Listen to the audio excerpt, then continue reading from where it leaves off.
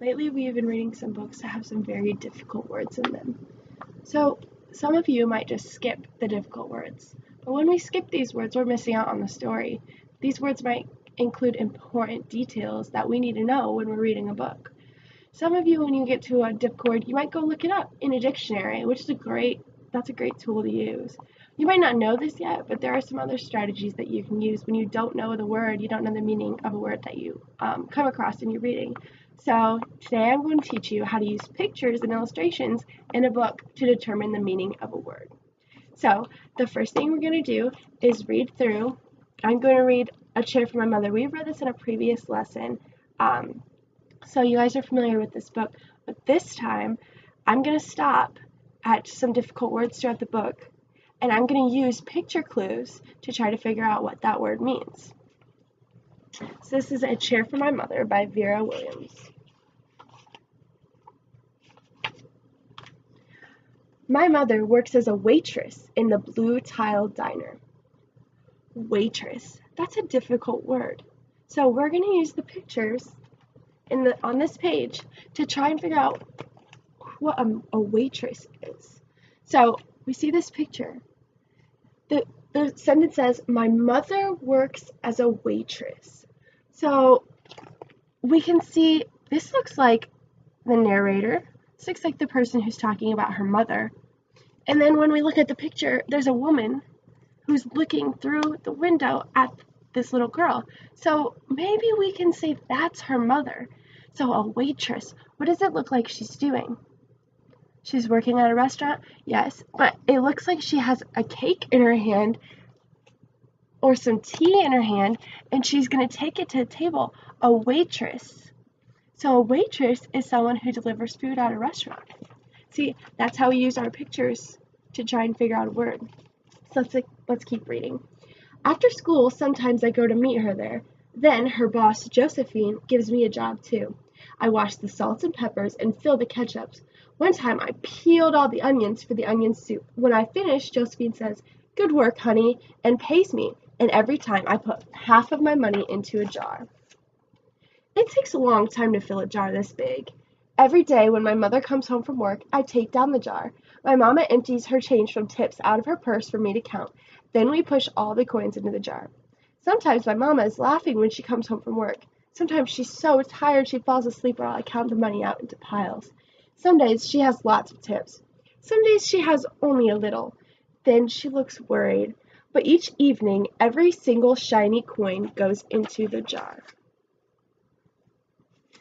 We sit in the kitchen to count the tips. Usually Grandma sits with us too. While we count, she likes to hum.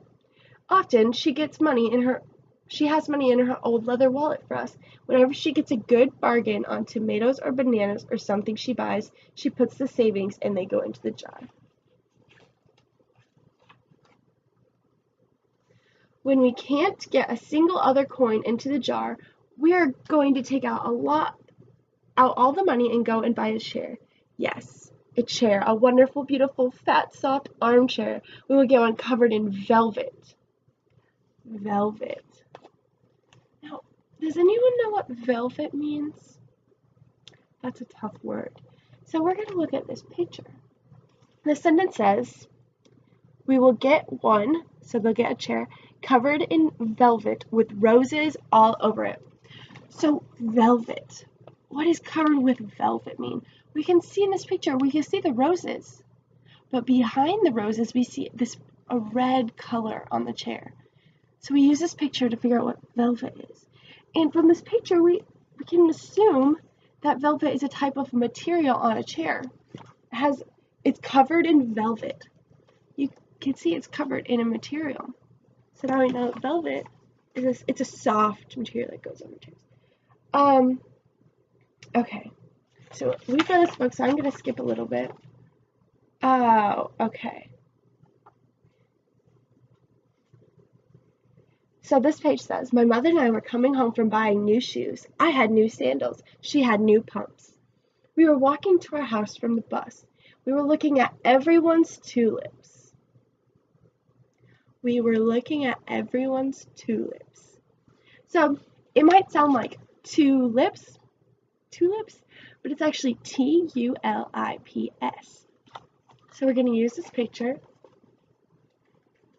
and infer, use the context clues of the picture to find out what the word tulip means. So it says that they were looking at tulips. We look at the picture when we don't know the word, and we can see what they're looking at. Look at the little girl's looking at these yellow and red flowers. So a tulip is a flower. Okay, so now that I've shown you how you can use picture clues to figure out difficult words, I would like you to take that piece of paper that I had given you at the beginning of this lesson, and the paper has a sentence on it with an image that goes with the sentence, and you're going to use the picture with the sentence to figure out what the difficult word means in your sentence. So you're going to work with the partner next to you, and I just want you guys to practice this. And then after we're done, after you guys are done figuring out your words, you're going to share with the class what you think your word means and what evidence you see in the pictures.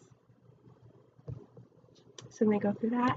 And then after, so now that I have shown you what I want you to do, and we have practiced it together, it's your turn. When I dismiss you, you're going to go to the class library and pick out a book that is a little bit above your reading level to ensure that it has some difficult words. And then I want you to read through your book and fill out the worksheet that we have provided you with. And this worksheet has you using the evidence of the pictures to figure out a difficult word. And then last, I want you to use a dictionary to look up your difficult word to see if you got it right and see how off you were.